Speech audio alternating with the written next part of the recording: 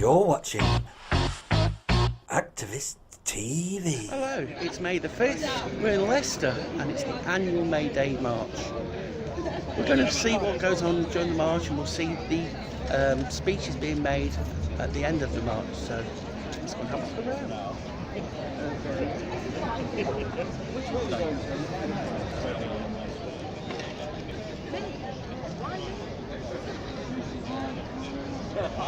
Hello.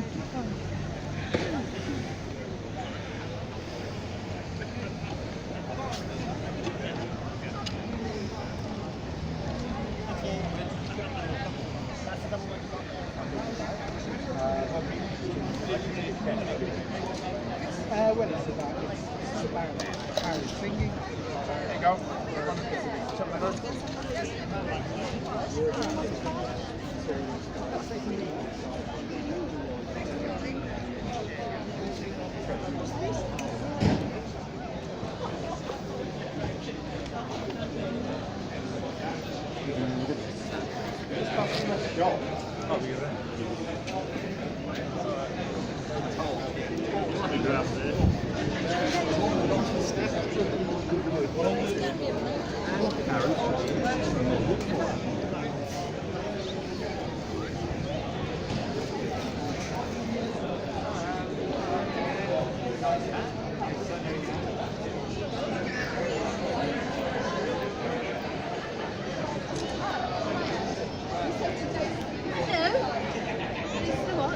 Hi, Brian. Hello, how are you? I'm fine, thank you.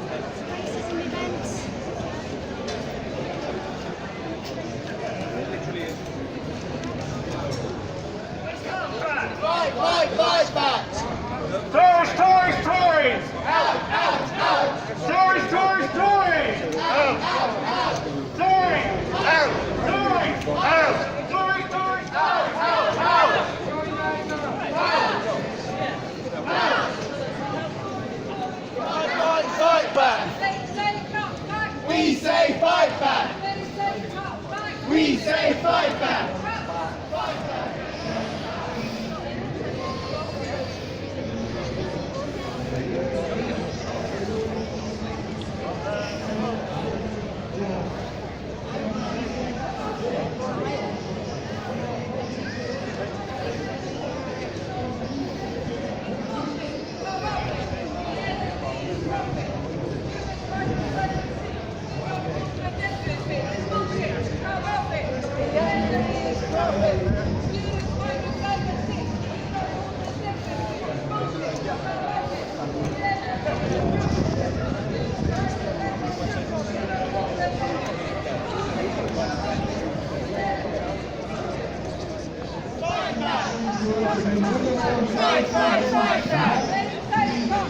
We say fight back!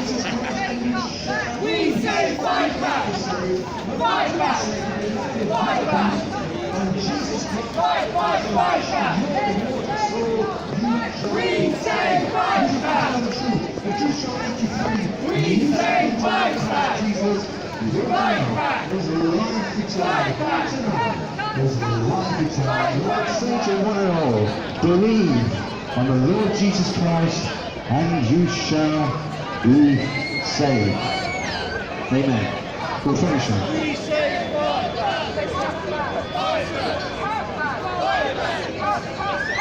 Jesus says, believe in the Lord Jesus Christ and you shall be saved. Jesus says to himself, I am the way, the truth, the life, no one can be found but through me. Jesus said to himself, I am the resurrection and the life. He that believeth in me, though he die, yet shall he live. That's what Jesus said. We say fight back! We say fight back! Fight back! Fight back! Fight back!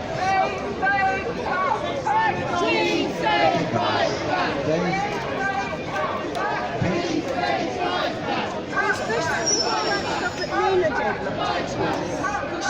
We'll never be defeated! The workers united will never be defeated! The workers united will never be defeated! The workers united will never be defeated! The workers!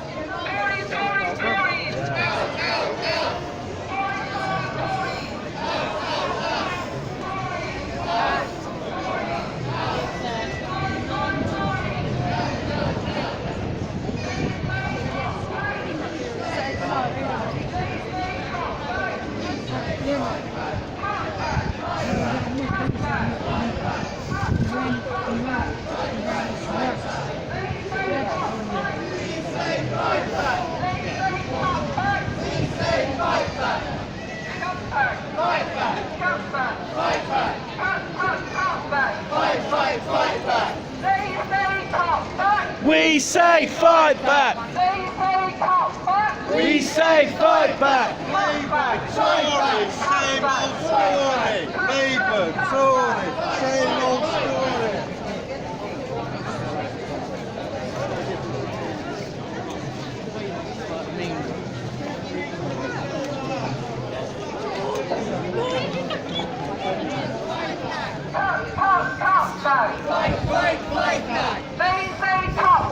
We say fight back!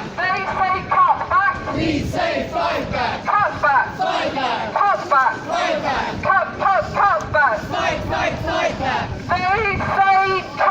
back! We say fight back!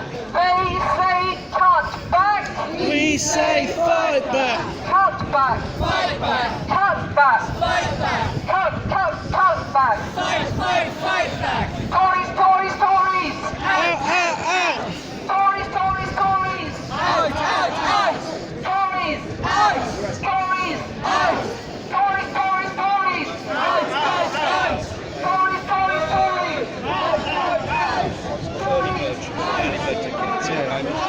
Finally got one.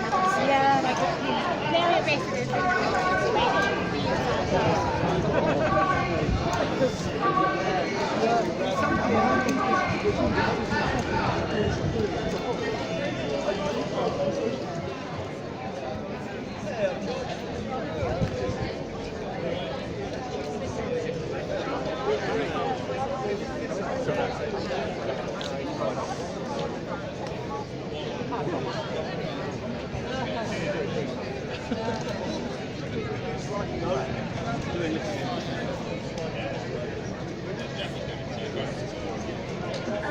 Welcome. Great to have great weather after last week's Workers' Memorial Day, awful weather. I think most of us know why we're here today. Is it okay? Thank you, a professional. We're here to celebrate International Workers' Day, May Day, and I think it's okay. Is it? It's not work. It's not here now. Turn it off. Sorry. Is that all right now? Right, can I start? So without much ado, let me introduce our first speaker, Chris Willis, who is President of Leicester and District Trade Union Council, who have organised this event. Chris.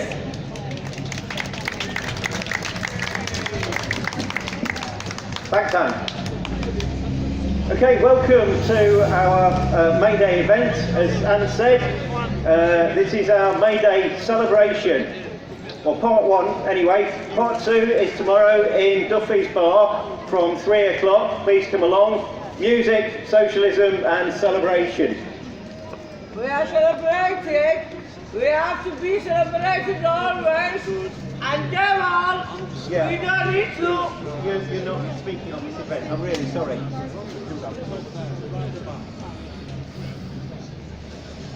Okay, that was the other half of my double act. Okay, as Anne said, I'm President of the Trades Council and we represent all TUC trade unions in Leicester and Leicestershire. And we're here to help working people and their families. But this does, of course, mean that includes people who are unable to work due to unemployment, illness, disability, and for any other reasons.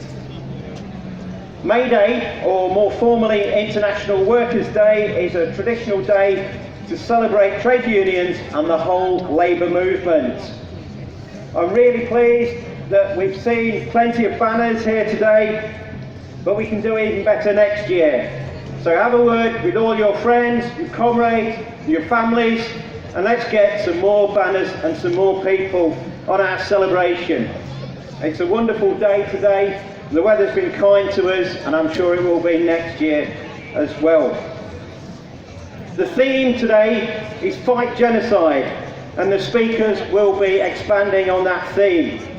And with your support, the Trades Council will continue to actively oppose fascism, racism, Islamophobia and anti-Semitism, and will fight for dignity, equality, justice, freedom and socialism. At this point, I'd like to pay tribute to our comrade Avtar Singh Sadiq, who died in January. He fought for these things his whole life through the Indian Workers Association and the other organisations of which he was a member. He's spoken at our May Day events on a number of occasions. So please, could we have a minute's applause for Avtar and all of the comrades who are no longer with us. Hey!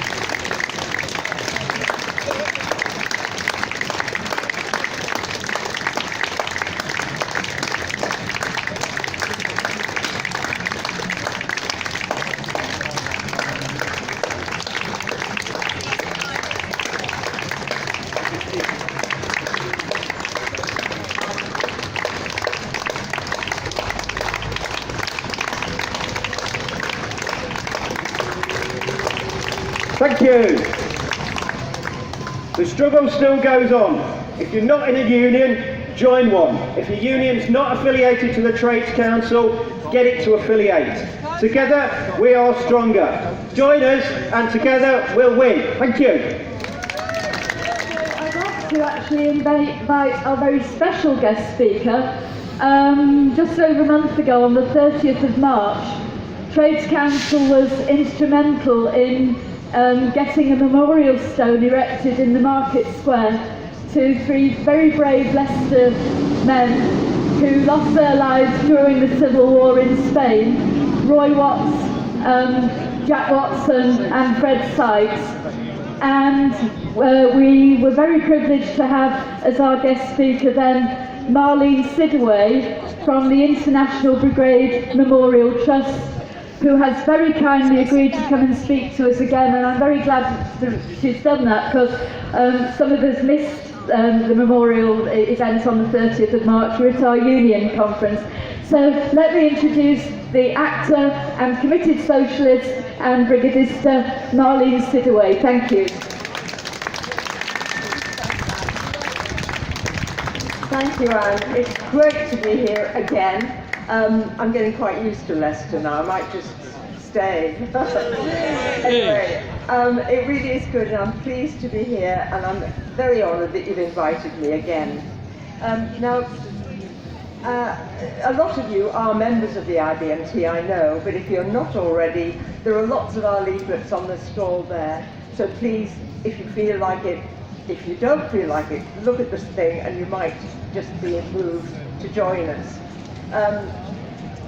The IBMT was set up 20 years ago with the stated aim to promote education, learning and knowledge of the historical legacy of the men and women who fought with the International Brigades during the Spanish Civil War. We also maintain the memory of all those who supported their fight at home and who campaigned in the Aid Spain movement. Now, when you look closely at that statement, which is on our charity forms, it's quite a tall order.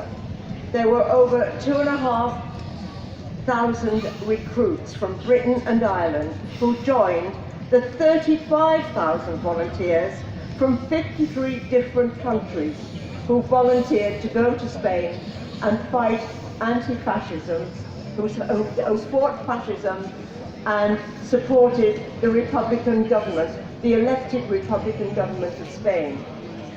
Now, 1 in every 5 of the British died in Spain.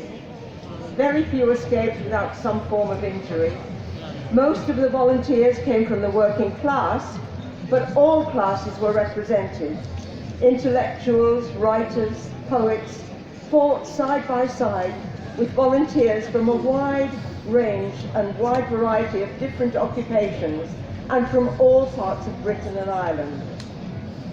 All of them realised that there was a very real threat that fascism would sweep over Europe and that a Second World War was coming. Spain's democratically elected Republican government was being threatened by the army, led by General Franco, backed not only by the church, the aristocracy and the landowning classes in Spain, but by the fascist forces of Hitler and Mussolini. To those who had suffered so much during the Great Depression, the situation in Spain was a wake-up call to fight for equality and justice for all. Madrid, the magnet that drew us all along slow roads to Spain. At last a star for desperate men, sensing the gathering storm. And we that fought to warn a watching world were called false prophets by appeasers, yet fought for the poor of the world. So wrote my late partner David Marshall, who made his decision to go to Spain after seeing the misery of the hundreds of men queuing for the dole in Middlesbrough, the northeast town where the once busy iron and steel industries were now silent. The conflict in Spain changed all those who took part in it and those who closely followed its progress at home. One of these was Pearl Bickerstaff, who made a large scrapbook of articles about the Spanish Civil War, which she cut from newspapers. Pearl's son, Rodney Bickerstaff, remembered learning about the war as he turned its pages, asking his mother questions like, why did we lose? Why didn't the British help the Spanish Republic? Why is Franco still the dictator in Spain? As he tried to make sense of the tragic defeat of democracy in Spain. Now, I first met Rodney when he became a trustee of the IBMT in 2001, introduced by his friend, the great trade union leader, Jack Jones, who was our president and an International Brigade veteran. Rodney became a great ambassador for the Trust. His speeches at our public gatherings were always inspirational, and his advice and support was invaluable. So it was a great sorrow to us when Rodney died last year. We had lost a friend, and in the words of Jeremy Corbyn, lost a leader and a very decent human being. At a recent celebration of his life, the huge crowd which had gathered to honour him were reminded of his many achievements. He became the General Secretary of one of the biggest trade unions, Unison. He fought hard for the basic minimum wage, which he believed was essential to offer protection to the poorest paid. He was successful in linking the rise in pensions with earnings or prices, and succeeded Jack Jones as president of the National Pensioners Convention. He became the president of War on Want. He was an internationalist, and so many men and women who have shaped our views on the world were pleased to call him a friend. In 2015, Rodney helped the IBMT to publish his mother's scrapbook, which will go on to inspire and teach many more of us about the Spanish Civil War. In the foreword to the book, Rodney described how he had learned from it, and his mother, many things which helped shape the beliefs and values which he held all his life. For example, there is a time to fight in a foreign war, just as there is a time not to. And it is better to trust the decent values of working people than it is to be swayed by the self-interested arguments of the powerful. He ended by saying, "I hope the publication of this scrapbook will help keep the flame alight. It's vital that future generations learn the lessons of what happened in Spain and know about the sacrifice of so many of the finest young people of their generation in the cause of freedom, social justice, and democracy." I hope that those of you who are not already members of the IBMT will be inspired to join us and help to keep alive the memory and spirit of those who supported the Spanish Republic 80 years ago. So I hope to see you again at other gatherings like this.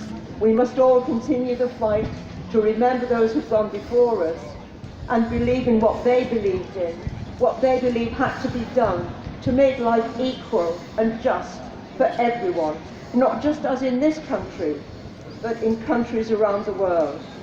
Thank you. As Chris alluded in his opening remarks, the struggle against racism and fascism is still not over. I'd like to invite our next speaker, Jackie Lewis,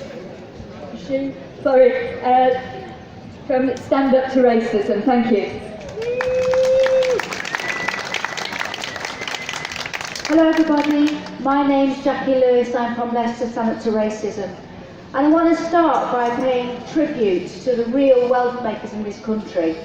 These are the people, historically, that built our roads, our railways, sweep our streets, empty our bins. Workers who work in the NHS, the doctors, the nurses, the cleaners, the porters from all over the globe. People who work in our shops, our pubs, our factories and our public sector. And we're going to thank them all, a big thank you to the people that did that. Let's remember who they are, who they were, and who they are. Thanks to the Irish migrants, the Caribbean workers, the Indian subcontinent workers, the Poles, the Portuguese, the Lithuanians, the Russians, the Iranians, the Kurdish, and the Africans, and there are many, many more living in this city here. Woo! These people are all part of our rich labour movement, and we need to defend them whenever they're being attacked, and we need to reclaim that labour movement back with all its diversity. Now, I'll talk a little bit about Stand Up to Racism. It was formed in 2014 as austerity swept Europe, and in response to that, we saw all governments making swinging austerity cuts, and that led to the rise in racism in Europe and in this country, as we've seen. Now, there's no doubt about it, this Tory is racist and anti-working class to its very core and always has been. Yeah. It's cynically used alongside its pals, the big business barons, the press, to create divisions where there were none before. It's very cynical. And it's creating scapegoats for austerity because it wants to deflect that blame from themselves. I'm going to talk a little bit about how toxic and divisive the Tory party are and what kind of divisive society they're trying to create. So let's start with people on benefits. They've been pitted against those at work. They've been called scroungers, they've been called scum of the earth. It's like going back to the Victorian era. And on the back of that, the Tory party were able to bring in the benefit cuts that have affected the most vulnerable in our society, the lone parents and the disabled. It's an absolute disgrace. But they did that because people swallowed these divisions. Now, the public sector, I work in the public sector, I work in resettlement, I work with some of the most vulnerable people in this city. public sector workers have been pitted cynically against private sector workers. They told us we were overpaid, we told us we had gold-plated pension schemes. On the back of that, they were able to implement now a 5-year public sector pay freeze. They were able to bring out more outsourcing, pay freezes, more insecure work, worse terms and conditions for all of us. So another division brought about by the Tories. And I'm going to want to talk about the demonisation of our Muslim brothers and sisters all over the UK. And what they've done here, they've equated Islam with terror attacks. And in 2016, there was a 46% rise in reports on crimes against Muslim people. This is the kind of divisive, nasty, racist government that we have in power. And I'm going to talk a little bit more about more hostile environment, if that wasn't enough. And it's the hostile environment of our Home Office. Do you remember the introduction of the vans? The ones that were parading up and down the countries? On the sides of those vans said, go home or face arrest. There are many undocumented workers in this country, and they work and they contribute to our economy, and they do not deserve that, and they are part of our movement. There's thousands of migrant workers, particularly EU nationals, that our government invited in. They invited in, come and do the jobs that we can't do at the moment. And now, when they can't get the work, they stop getting sickness benefit and they threaten with deportation. That's our Tory government. We've got asylum seekers all over this country who are having to wait years and years and years for a decision. During that time, they're given less than benefit money. Or they're put on vouchers. They can't go back, they can't move forward, they can't work. Their whole lives are at standstill. Is this a government, is this the kind of society that we want to create? And then last of all, well not last of all, because there's loads more to say, but they tried to turn public sector workers into immigration workers.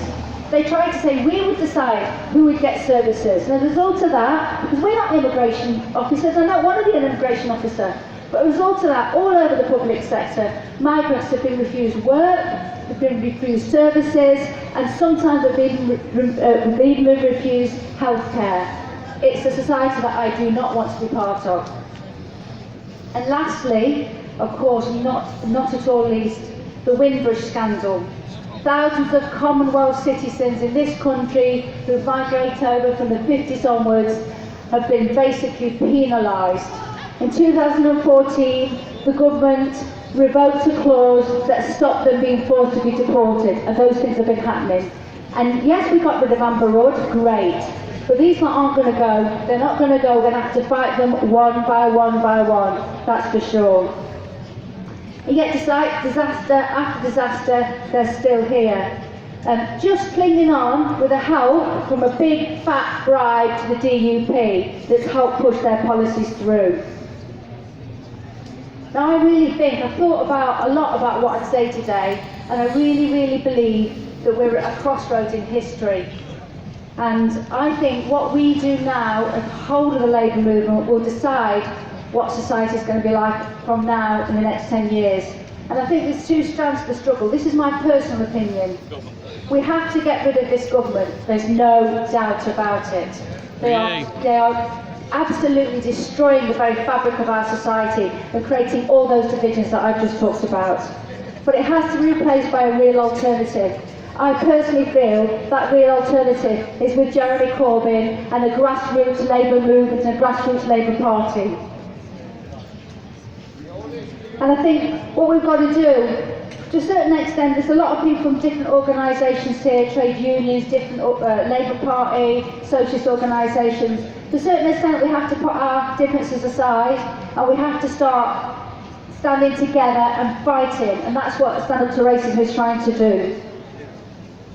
The second strand of the struggle is not about parliamentary power. That's important, but it is not the only thing. It's about the power we have collectively when we protest, when we demonstrate and when we strike. That's the power of the streets, and it's equally important. And when people from the Commonwealth, whoever it is, migrant workers, refugees have been attacked, they are part of our people. We have to show them real physical solidarity. Stand Up to Racism nationally is creating a movement that can challenge all that racism, that can challenge all that toxicity of the Tories and more. Now I just want to talk lastly about a few things that Stand Up to Racism are doing. On the 16th of May, we're going to stand in solidarity with the Windrush generation, and we're having a public meeting at St Peter's Church, so please look at our website.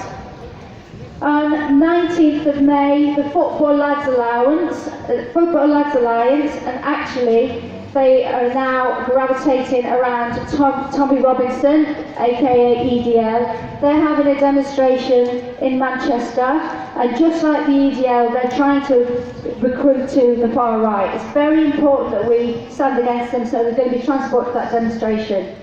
And internationally, on an international level, Donald Trump is going to come to London. And it is something that we can't miss. We have to be there in our thousands and thousands and join all those people who say, Trump, go home, we do not want your racism, we do want your fascism, and we do not want your warmongering. So lastly, what I want to say is that if we are able to mobilise all of our forces together, if we are able to bring new forces with us, like those migrant workers that are having such a hard time at the moment, we can stop the Tories and we can create a better society. I think, comrades, at this moment we're standing at a crossroads. We have everything to lose, but we also have a world to win. Thank you. I'd like to introduce is Claire Wintram. She is the Labour Party member, but she is also a real organiser for Leicester Friends of Bethlehem. She's going to be talking about Palestine. So, Claire. Thank you.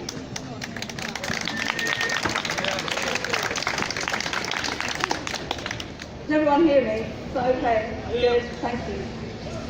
Well, I was invited to talk about Palestine today and feel very honoured to be standing here wearing my keffiyeh, which is a symbol of a Palestinian work person, particularly someone working in the fields under the hot sun of Palestine.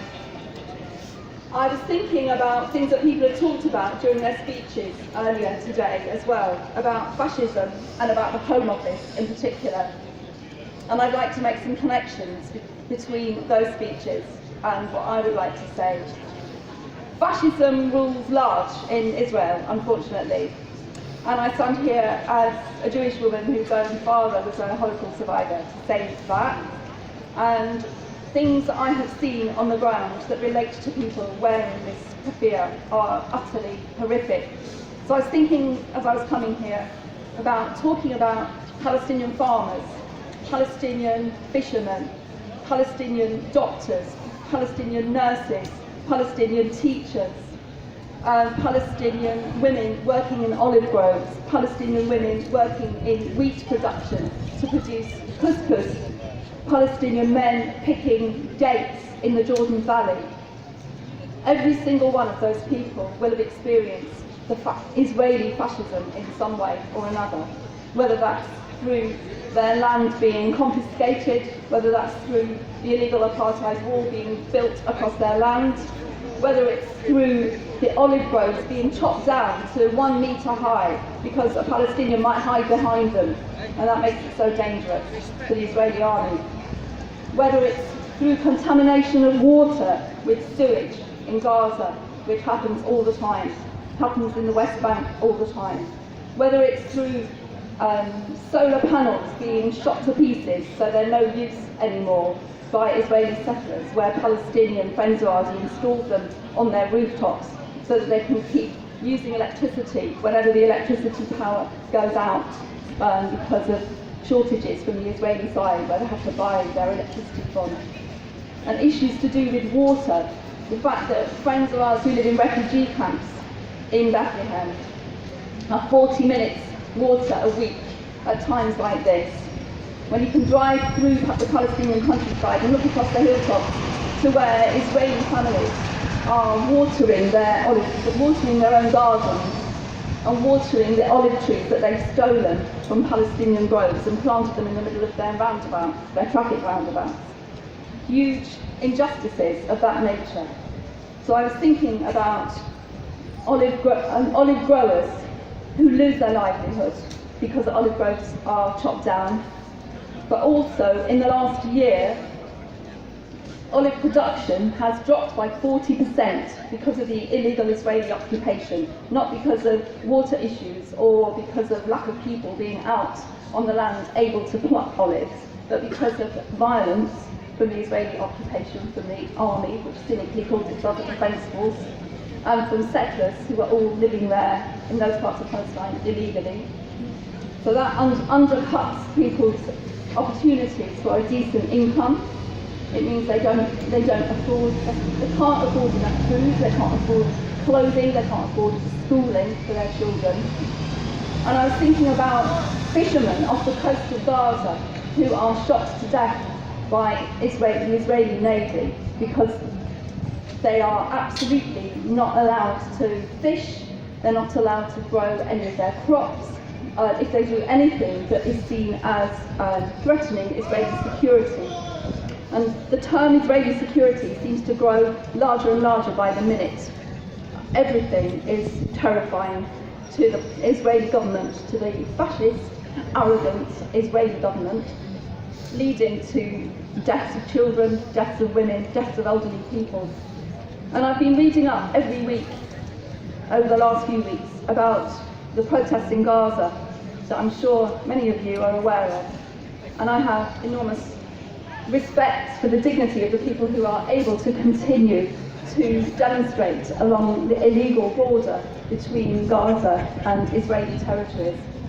And I've been reading about the medics who are trying to deal with the horrific injuries that people are being whisked along to hospitals with. They have no resources to care for these people, and they are shocked at the type of wounds that they are being faced with.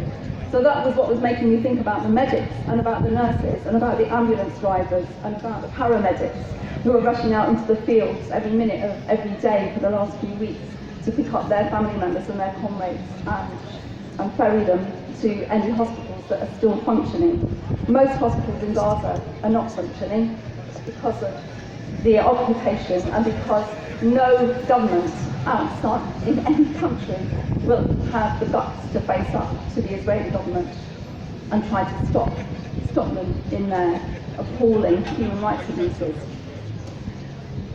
Another thing that is very close to my heart today and to some other people in this audience is Home Office fascism. Because I'm one of the organisers of Leicester Friends of Bethlehem, which is a cultural and educational group. We fundraise to bring young people over from Palestine every 3 years who are performers, and some of you will have had the opportunity to see them when they last came, which was at the Curve Theatre. This year, they're coming next month, and they're going to be doing a public performance on the 27th of June at St Paul's School in Evington. But we've had to fight with the Home Office this time.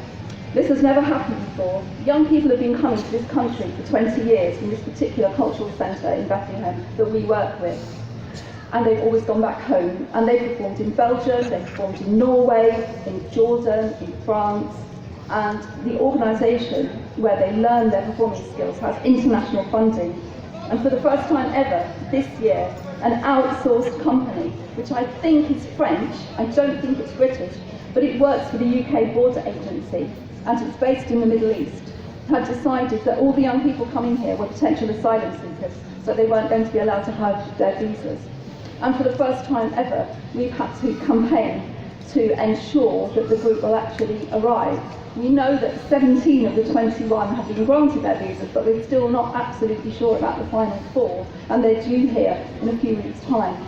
So I have felt utterly scandalised and enraged by having to deal with an outsourced company that has no feeling whatsoever. Now, I'm sure though the individuals have many qualities of them set in themselves, but they have their checklist that they have to get through, they have their targets that they have to reach, and clearly we've suffered from that this year. And I feel really ashamed that some of the young people who are coming here for the first time and who have their first ever passports in their hands have a letter from our border agency telling them they are not welcome. So I hope as many people as possible will come to our public event in June so that we can tell them the exact opposite. Thank you. talking about some very depressing things today: racism, fascism, genocide. May Day is supposed to be a celebration, so our next speaker is actually going to celebrate something good that's happened in Leicester over the last year. I'm inviting Tom Barker from the Save Glenfield campaign. Thank you. Yay! Thank you, Anne. I am actually going to start with something a bit depressing, but we'll move in the direction of celebration quite quickly. So I think nobody needs to be told that the NHS is in crisis at the moment. It has been for decades. Switching on the TV over Christmas, you see images of ambulances queuing outside of hospitals. It's estimated that 90,000 patients nationally were left languishing in the back of ambulances. And this winter crisis is still not over despite the weather, with cancelled operations still having knock-on effects. In addition to this, if things seem to look bad at the moment, they are set to get a lot worse if the government has its way. Through what they call the Sustainability and Transformation Plans, which in reality STP/trash and privatise, we'll see another £22 billion stolen from the NHS's national budget. Locally, NHS leaders are being asked to cut about £400 million of annual spending. Now, I think for the majority of people, these numbers are quite abstract. They don't really mean anything, especially for those of us struggling on low pay. So I think it's important to put it in terms that we all understand. These cuts will mean that hospitals will close, even though we need the beds. It will also mean that obviously the loss of beds as well in other places. Building Harmer Hospital in Lutterworth, Hinckley and Bosworth, and Rutland Memorial Hospital are all under threat of closure already. Leicester General is also under threat. This will obviously mean increased waiting times, and access to GPs will be even more difficult. And as is becoming clear, low pay and understaffing in the NHS is leading to an exodus of doctors, nurses and support staff. The NHS now has a nursing shortage of tens of thousands, and this is hardly surprising. How can it be right that nurses are forced to use food banks to feed their families? But obviously, I said I'm not just going to dwell on the depressing stuff, but on the good stuff as well, because 2017 was a critical year in the start of the fight back in defence of the NHS. In March, there was the 250,000 strong demonstration called by Health Campaigns Together, which is a national organisation set up to coordinate action in defence of the NHS. This was the biggest demonstration of its kind in history. It was also the year that Glenfield Children's Heart Unit was saved by a mass campaign here in Leicester, which is a significant defeat for NHS England and the government who hide behind them. And this campaign would not have been possible without the labour movement of Leicester. So everyone involved in this campaign, we thank you. You should give yourself a massive round of applause. Yay! Woo! Huge numbers of people were opposed to the closure of Glenfield Heart Unit, but as we see on a regular basis, this alone does not translate into a winning strategy. Nor is it enough to just have all the right arguments either. The greatest achievement of our campaign was to turn passive opposition to the closure, which would have always existed, into active opposition. We put out a clear message that Glenfield would only be saved if it was fought for, and critically we found ways to include people in this process. We took the campaign into local communities, workplaces, schools, colleges, universities. We built obviously strong links with the trade union movement. Mass public meetings were set up with the aim of discussing the issues, but also to call upon the attendees to help build the campaign. At the first public meeting we called, we came with 10,000 leaflets outlining the proposals and calling for people to protest, and we left with none. We really encouraged people to lead the campaign themselves. The first demonstration was attended by 1,500 people and the second by more than 2,000. These were the biggest demonstrations in Leicester since the 2011 public sector strike. We organised a day of action at dozens of schools across the East Midlands, where students and staff were called upon to celebrate the excellent work done at Glenfield Heart Unit. Students came into school wearing red and made Glenfield related artwork, which many of them brought to subsequent demonstrations. And we ran workshops across the East Midlands where we explained how to navigate NHS England's labyrinthine consultation document. And really it was the pressure exerted from this mass campaign was the real reason for NHS England and the government's eventual retreat. And I think what the Glenfield campaign clearly demonstrates is that when ordinary people fight back against unjust proposals, we can win. So when experiencing the crisis currently gripping the health service, the message is don't give in to despair, get organised and fight back. This is the most important message from the Glenfield campaign.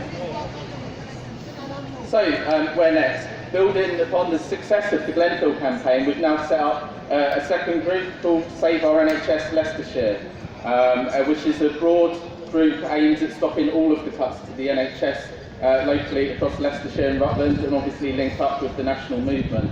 And we call upon the trade union movement to help us again in making this campaign a success. We'll be holding our first steering committee meeting on Monday 14th of May at 7:15 at the Unite office down Burley's Way, so over there in the city centre. Steering committee meeting will give us an opportunity to discuss plans to build the campaign and what we should focus on, but we need you to get involved. Please join us in building upon the Glenfield victory and support this important campaign. Speak to us after if you're not already involved. Solidarity. Moving quickly on, our next speaker is Emmy Miss, who is going to speak about the recent UCU disputes over pensions. I think Emmy works at Leicester University and is a member of UCU. So thank you.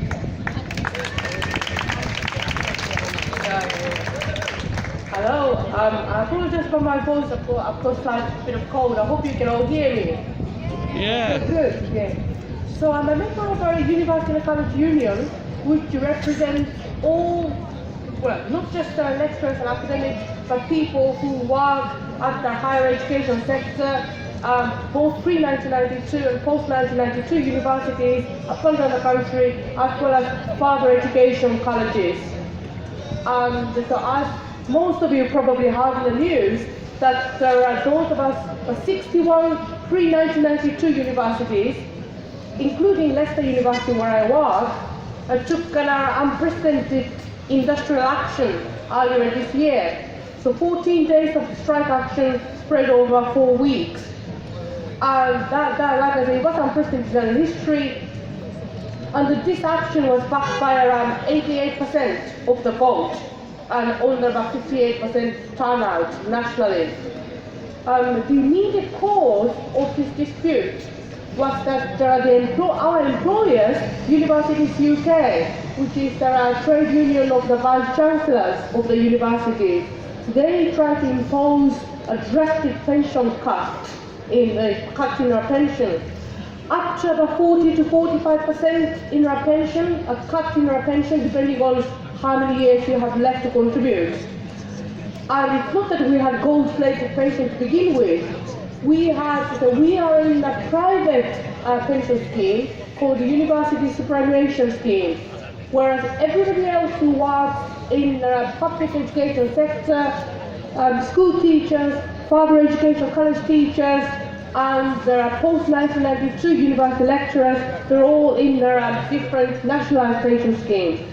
We're in a private pension scheme, and then the terms of our pension was by far the worst in the whole of education sector.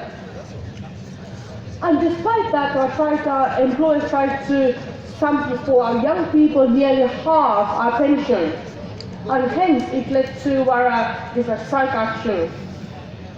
So, but behind this strike issue and the strength of the vote, the strength of our feeling, which prompted most of us to vote for this sustained action, is there a much graver issue which concerns all of us who work in the higher education sector today, and that is the privatization. So, it's privatization, marketization of education, and commodification of degrees. So students are encouraged to be treated as consumers, and degrees are seen as commodities to be traded on a marketplace. And those are the issues which concern all of us gravely. and then which resulted in casualization of workforce. Academics have become hired hands in a quest to make money, and that is a result of this business model that has been imposed on us, universities, by successive governments. And since the tuition fee was tripled, the purpose of the universities, I feel, has shifted from providing quality education to our future generations to maximizing short-term profit by providing customer service to our students. And I'm sure every teacher up and down the country would know that educating our young people and pleasing and appeasing them by providing customer service, they don't necessarily go together. So, and at the same time, the governance of universities has been moving steadily towards what resembles a dictatorship by vice-chancellors, whose obscene salaries, lavish expenses have been hitting the national headlines recently. And since more and more students means greater income, the universities have been adopting this pile them high, pack them in the lecture theatre policies. And in order to do so, they want to attract ever-increasing number of students. And to do so, they have been going on a building spree. They have been trying to attract students with shining new lecture theatres, state-of-the-art facilities, and they have been disregarding those of us who actually teach in the lecture theatres. And we think those facilities are pretty meaningless without the people who teach in them. And but in order to build all those new facilities, they need to borrow. And to do so, if they had defined benefit pension scheme, it was most inconvenient for them to borrow money to build buildings and at favourable terms. And we believe this is the real reason why they tried to cut our pensions by almost a half. So the struggle isn't over yet, and we need to be vigilant about how the process would unfold. But if there is one positive aspect that came out of this, our prolonged strike action, was that the strengthening of our union. That is, there are people, since the strike action began, colleagues, people started to join the UCU in droves, and the membership of the union up and down the country has increased quite substantially. And the sense of camaraderie on the picket lines was quite inspiring and inspirational. So we are hoping to build on that, and then we are determined now more than ever to tackle local issues which face individual universities as well as the national issues which I mentioned before, which is the privatization of our universities. Thank you very much for listening. Our penultimate speaker is Priya Thamotharan from the Highfield Centre, also speaking on behalf of the Tamil Writers Guild. Thank you, Priya.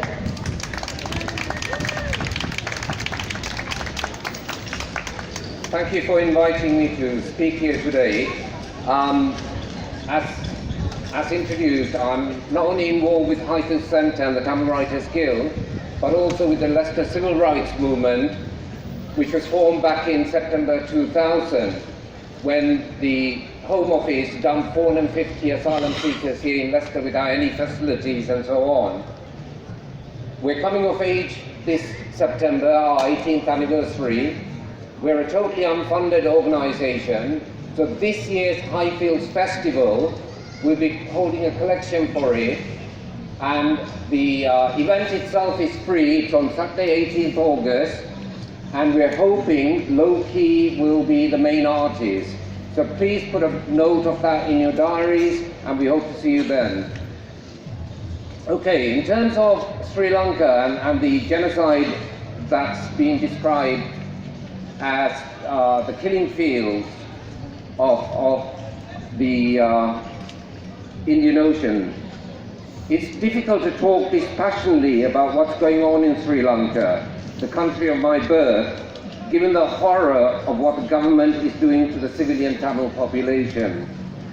Already shelled and burnt out of their existence, and then herded into concentration camps, and now starved of food and medicine, as well as subjected to arbitrary arrest, detention and torture, including rape and murder. What do you expect from such? Since independence in 1948, the Sri Lankan government has continued to exploit communal differences, stoke ethnic and religious fears, all in the pursuit of power. In the process, it's engendered a political culture of censorship and disinformation, assassination of journalists who speak out, extrajudicial killings by the police and military, government without opposition. Now, if we look briefly at the 150 years of British rule, the 70 years of independence, the 50 years of ethnic cleansing, and the 25 years of civil war that's brought Sri Lanka to this situation.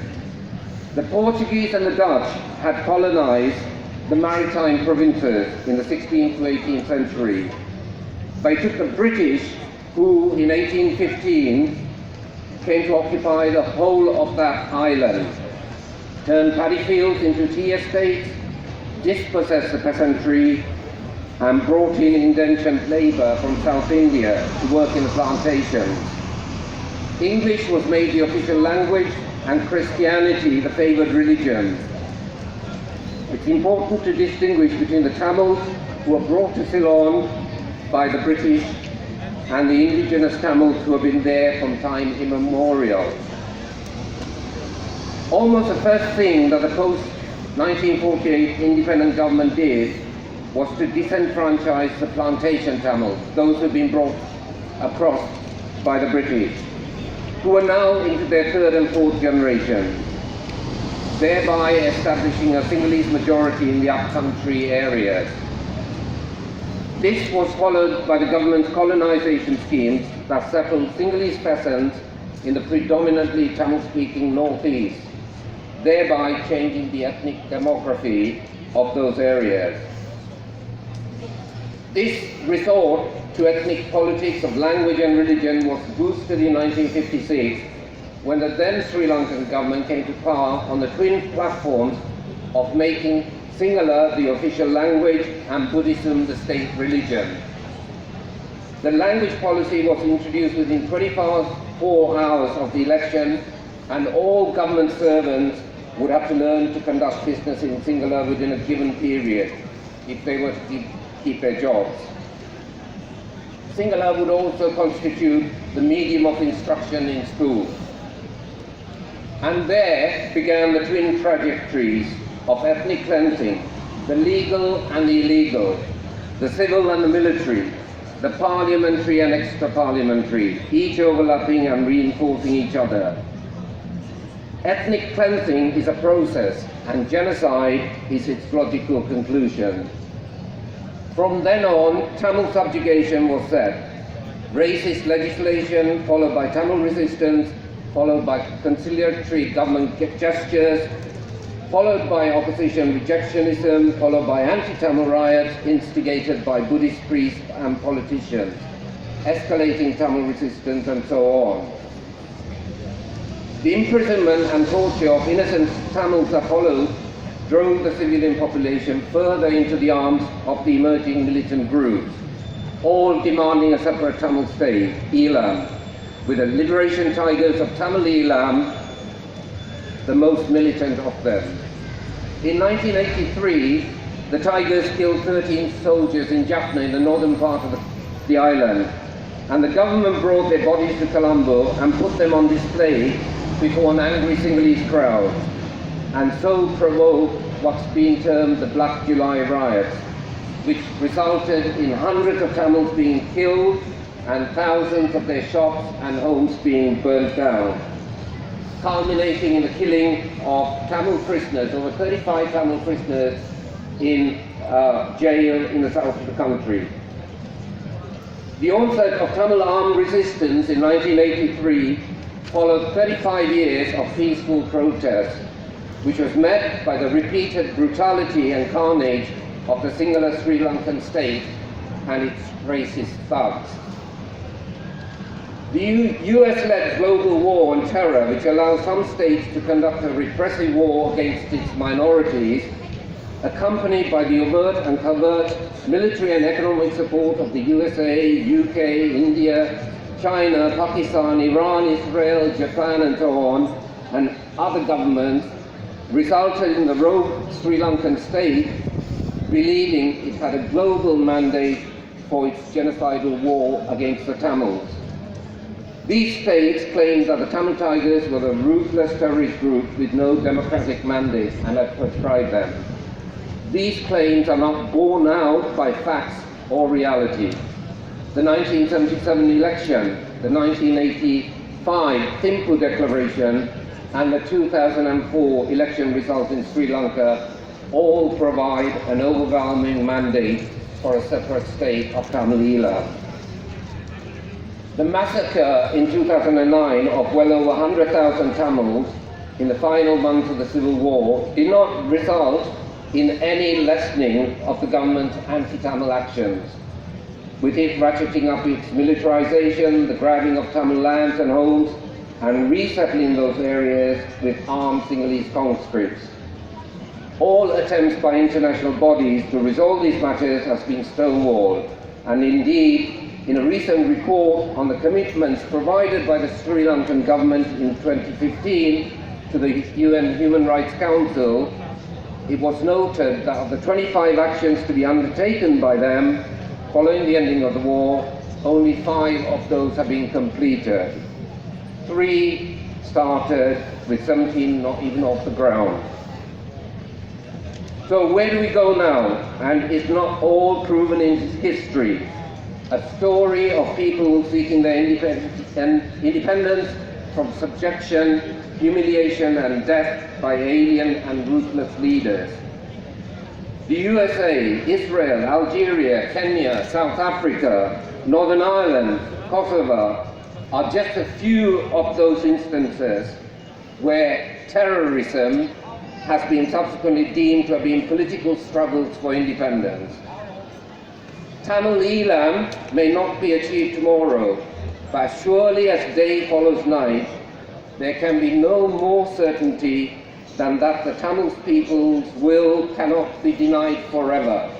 The pain, the anguish, suffering, death and destruction can be foreshortened with your understanding, help and action.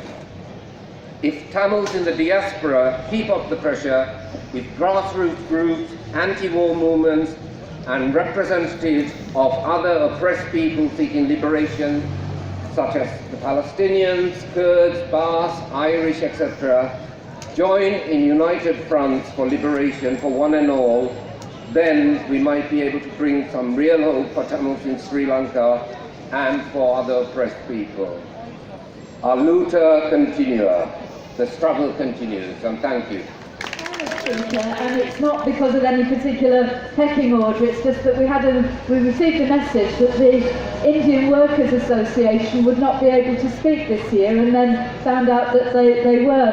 And Cantrades Council thanked very much the help and support that we've had over the years from the Indian Workers Association and the Association of Indian Communists.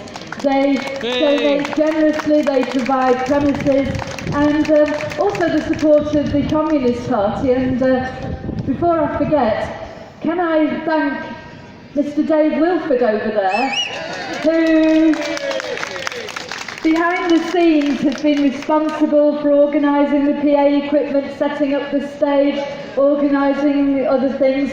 And vote of thanks also to Noel Corrie, back here, Dave's sidekick, who has worked tirelessly to organise this event. It really does take a lot of organisation, getting permission, sorting out the insurance, contacting organisations, getting the money in, thanking people for the money. So thank you, and thank you for everybody who's come. Our final speaker, last but not least, Mahinda Farmer from the Indian Workers Association. Sorry to have kept you waiting, Mahinda. Thank you.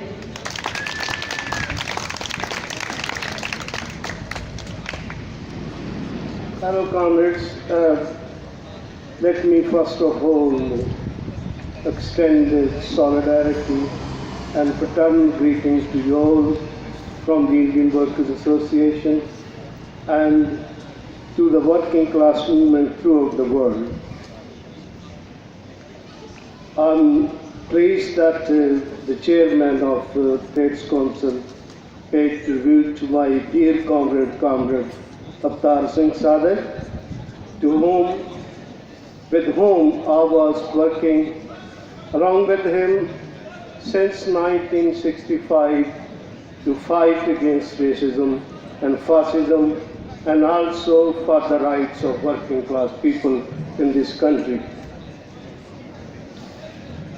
No doubt racism is high on the agenda of the Tory party.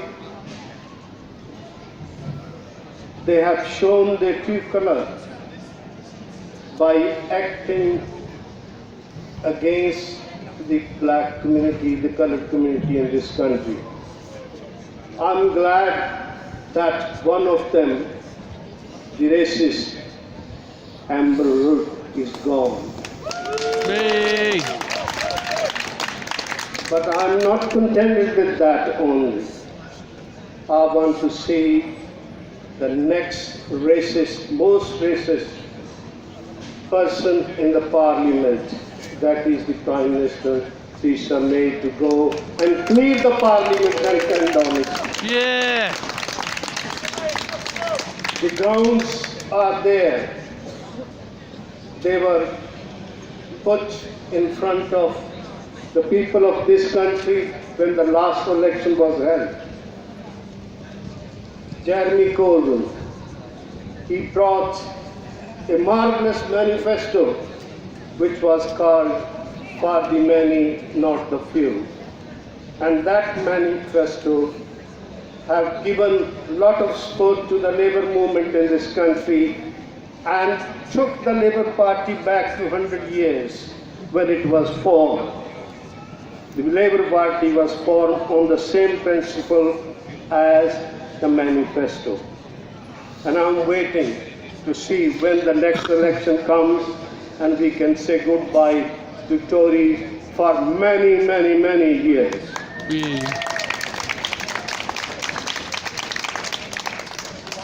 Here in Leicester, the IWJ, though we are not member of the Labour Party, but we are member of the Labour movement. We supported the manifesto. The IWJ spoke in 4 Sikh temples and propagated for the manifesto and for the votes for the Labour Party. And I understood that the majority of the Labour Party parliamentary MPs have increased many folds. But we need to see that who represents us. There are some, those, I don't want to mention names, they are namely in the Labour Party, but they are doing nothing for the Labour movement. They should have been here today to pay tributes to the workers of Chicago who started a fight against exploitation of the working class. They started a fight in 1886 for 8 hours a day work. And that fight is still going on here in Leicester, in England, throughout the world for more rights for the working people. IWJ will always be with you, I can promise you, and I will be with you. I'm glad that there are, it is the true picture of Leicester when the black and white have united against fascism and against the policies of the Tory party. Thank you very much. Activist TV.